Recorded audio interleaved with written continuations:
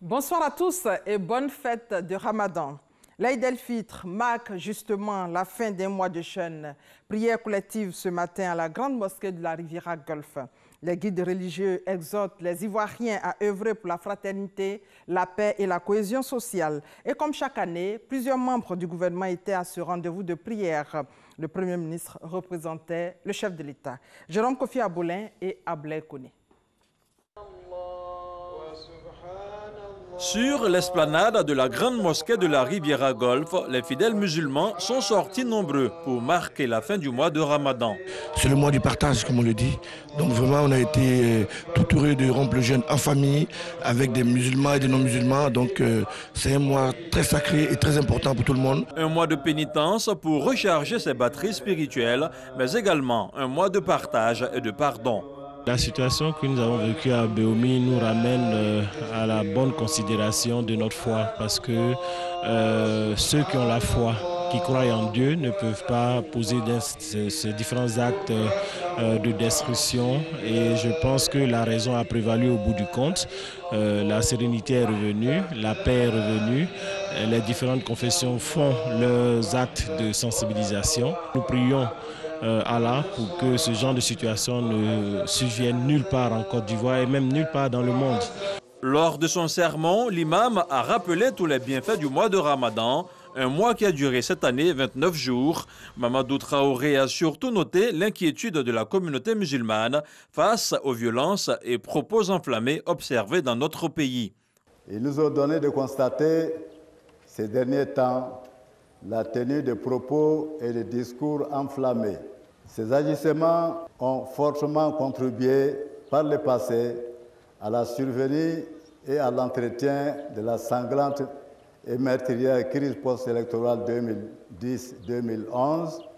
Nous devons tirer les leçons du passé pour mieux appréhender et construire le présent et le futur.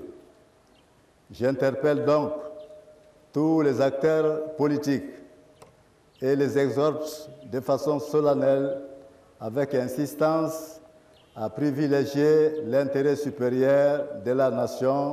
Représentant le chef de l'État, le Premier ministre Amadou Gon Coulibaly a remercié les guides religieux pour leur rôle dans la cohésion sociale en Côte d'Ivoire. Je voudrais formuler le vœu au nom de son Excellence, Monsieur le Président de la République, M. Alassane Ouattara, que toutes les prières qui ont été formulées à l'endroit de la Côte d'Ivoire, à l'endroit de tous ceux qui vivent en Côte d'Ivoire, soient exaucées par le Tout-Puissant.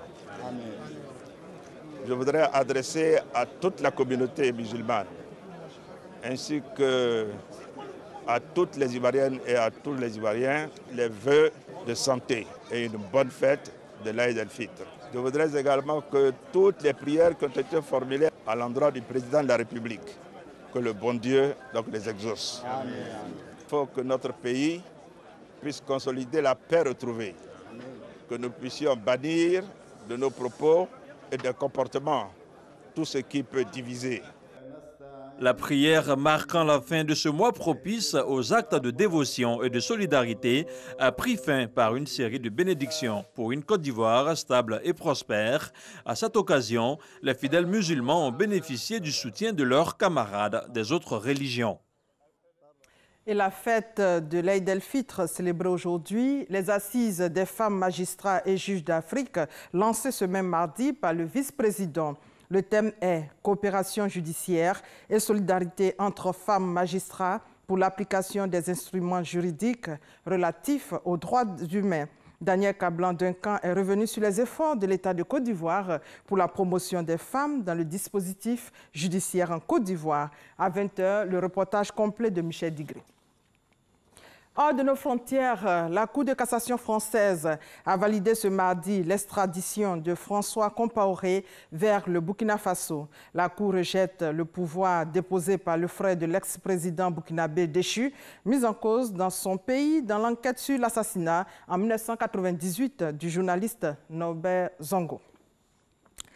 Au Soudan, pour terminer, le Conseil militaire de transition a annoncé ce mardi 4 juin l'annulation de tous les accords signés avec les manifestants civils. Le chef de la junte, qui s'est exprimé en pleine nuit, a également annoncé des élections d'ici 9 mois. Et voilà, c'est la fin de ce flash. On se retrouve à 20 h. Merci de votre fidélité.